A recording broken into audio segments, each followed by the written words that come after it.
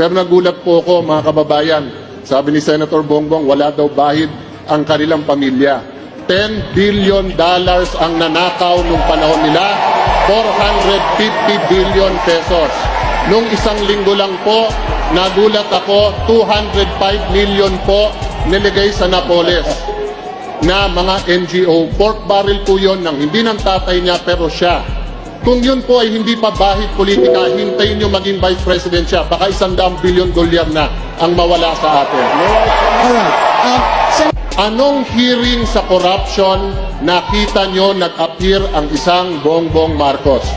Kahit anong issue sa corruption, wala siya doon. Kami daw namumulitika kasi nilalabanan namin ang corrupt. Madali po mga kababayan, madaling magsabi kami anti-corrupt. Pero itaya mo buhay mo, itaya mo karir mo, awayin mo. Si Enrile nakaaway nila pero ngayon siya ini-endorse. Kaya hindi inimbestigahan ng mga negosyo ni Enrile dun sa Cagayan. Yun po ang klase ng paglaban nila sa corruption. Salita lang, walang gawa. To be fair to you, Senator Bongbong, yun din ang akala ko. Kung may Napoles ka, bakit ngayon lang? Tinignan ko 2007 to 2009 lang yung audit, 2011 yung sayo.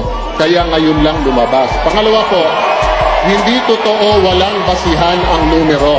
$4 billion na po, 2 bilyong piso ang na-recover ng PCGG. Ayan po, chairman ng COMELEC, dating PCGG, na hindi ko alam kung sa akin siya natatawa or kay Senator Bongbong. Pangatlo po, $1 billion ang ngayon pinaglalabanan pa rin ng gobyerno at ng Marcos family.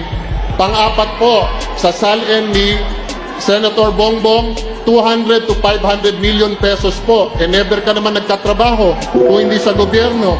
Saan mo kukunin ang ganong kalaking pera? Martial law 20 years was not about peace and order. It was about keeping one family in Malacanang. Having said